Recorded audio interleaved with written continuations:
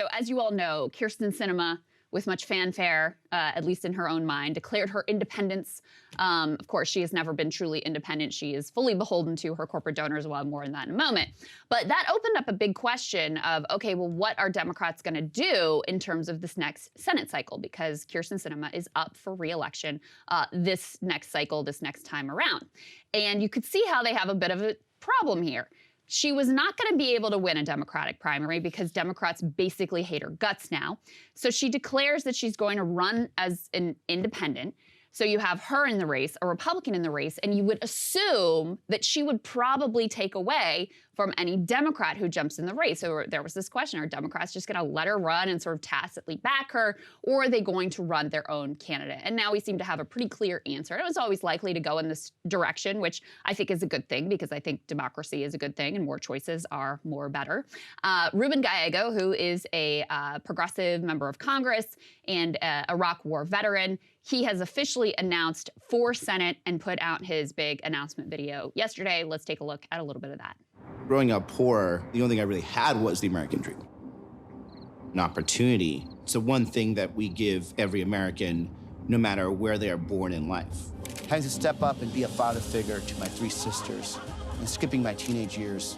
I really did feel that I owed the country something, and we got sent to Iraq.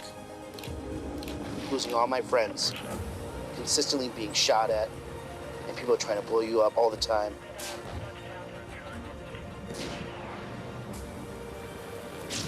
You never really fully come back from the war.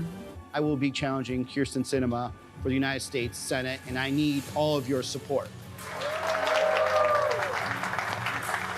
Most families feel that they are 1 or 2 paychecks away from going under. That is not the way that we should be living in this country. Very smart way, I think, to announce, emphasizing the background, military service, of course, genuinely heroic in terms of, for those who were just listening, it actually put up on the screen that his Marine units suffered one of the highest casualties, actually, casualty rates, I believe, while he was deployed in Iraq. And then with the economics there at the end to really punch home the message combined with the bio. It's a strong ad. I think it's a very smart play. Yeah, I thought it was well done too. It was emotional. He talks about growing up in poverty, what that meant, how he had to basically, be a kind of a leader or father figure to his 3 sisters, his mom struggling with paying bills, and he would throw in, it didn't seem gratuitous, but there were a few lines that were thrown in Spanish to kind of, for Arizona, like make clear to voters that he is also fluent in Spanish and culturally connected. So yeah, I thought it was ultimately very effective, and it's going to be interesting to see how this all ultimately plays out, because if it was just Ruben versus whoever the Republicans put up, and there's already talk of Blake Masters running again, there's already talk of Carrie Lake running again, I think he'd have a pretty good shot at that. But it is complicated by the fact that Kyrsten Sinema is like hanging out there and, likely to run as an independent. She's not going to be able to win as an independent, but again, which pot does she pull from more? You would have to think it's the Democratic side. So this is going to be complex. It's hard to predict exactly what way this is all going to go, because she does not have high favorability ratings among any group in the state of Arizona, not among Democrats, not among Republicans, not among independents. But if she's going to pull votes from somewhere, you would think, since she was a former Democrat, it might come more from the Democratic side. We'll see.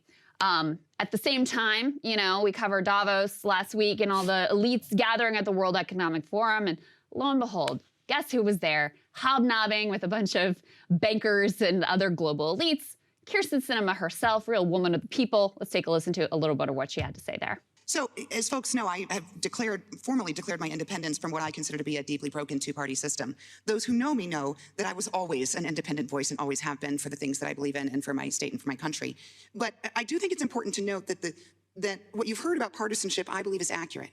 In the last 2 years, if we think, January 6th, which is a horrible day from 2 years ago, created, I think, concern and fear for every patriotic American across the country.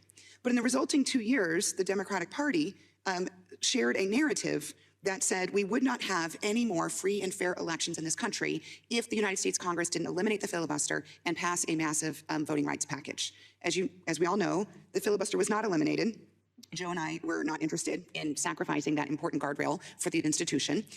That massive voting rights bill was not passed through Congress. And then we had a free and fair election all across the country. We still don't agree on getting rid of the filibuster. That's correct. Thank you. A little high five there between two of the most corrupt members of the entire Senate. I mean, it just drives me crazy. We'll fight about the filibuster another day. But it just drives me crazy the way that she postures herself like this, oh, truly independent. And she's just speaking up for the voices of Arizona. This is total, complete garbage. She is there for one reason. It's to serve her donors. And I say this because there is a really clear track record. By the way, report from CNBC, of course, she and Manchin and Chris Coons, one of Biden's top advisors, put this up on the screen. They went ahead and met with CEOs at a private Davos luncheon for World Economic Forum. Again, real woman of the people stuff there. And also, she has been the top ally of private equity keeping their goodies in the tax code, a gigantic loophole giveaway that they get in the tax code. She got a bunch of cash from them. She preserved what's called the carried interest loophole. She has continued after she went to bat for them to take their money and receive donations even from executives at the private equity firm whose founder owns the winery where she interned and fundraised. So guys, just don't buy her nonsense here about how she's so independent-minded and she's really there for the people, because it could not possibly be further from the truth. Well, most people don't buy it. I mean, that's why she has such low favorability. And by the way, it's not like it's actually winning amongst Republicans. She has a low favorability amongst Republicans. The Kari Lake people actually hate her guts. She has a low favorability. I believe it's under 40% amongst Arizona Democrats. One of the reasons that she went independent, but even independents seem to be underwater there. I think that Gallego is going to really push her, because the only way that I could see it is if the DSCC and the Democratic top party comes in and intervenes on her behalf. So, for example, Senator Schumer yesterday would not say anything about whether he would endorse Ruben Gallego. Neither would Dick Durbin, so I believe one of the top Democrats. I know he's one. I think he's so whip, who's there. So they wouldn't even come out and say, yeah, we might support Gallego. Actually, even Bernie Sanders was asked about it, and he was like, well, he hasn't asked yet for my endorsement. And I was like, I guess to be fair, there are other Democrats who may get into this primary. That's true. So I think it's reasonable to wait and see who else gets into the race. But if you're really staring at a three-way race between Gallego, Sinema, and whoever the Republicans ultimately put up, to then stay out is, I think that's absurd. Meanwhile, Manchin is already saying that he would back Kyrsten Sinema, so they've got their, corrupt bond there, I guess, made with the folks over at Davos. Yeah, it's an important story. We'll continue to track it. It could end up being one of the hottest primaries, and probably, in terms of her donors, like that would come in big for her. There could be a hell of a lot of money. That happens in this race. One last thing, just to put this in context, I was looking at the first Larry Sabato crystal ball ratings for the Senate for the next cycle, and Democrats are on defense in a lot of places, including Arizona. Arizona, Ohio, and Montana, they have labeled as toss-ups. These are all Democratic-held seats. West Virginia, also, Joe Manchin is up. He hasn't said he's running for re-election again, by the way. In fact, he sort of flirted with running for president. Okay, dude, give me a break. But anyway, they have West Virginia, which is currently held by a Democrat, as lean Republican. So that's 4 states where Democrats are, at best, a toss-up. Republicans, every single Republican seat that is held right now is effectively safe for them. Right. As the ratings stand today, looking forward to the next Senate election cycle. So this state is going to be extremely key if Democrats have any prayer of holding on to their control of the Senate. Hey guys, ready or not, 2024 is fully upon us now, and Saagar and I have been brainstorming ways that we can really up our game for this critical election. Yeah, we rely on our premium subs to expand our coverage, to add staff, to upgrade the studio. We just want to give you the best independent coverage of this election, which is possible. So if you can help us out, become a premium subscriber today, breakingpoints.com, or the link is down here in the description video. It really means the world to us, and if you like what we're all about, this is the best possible way to keep us 100% independent, working only for you.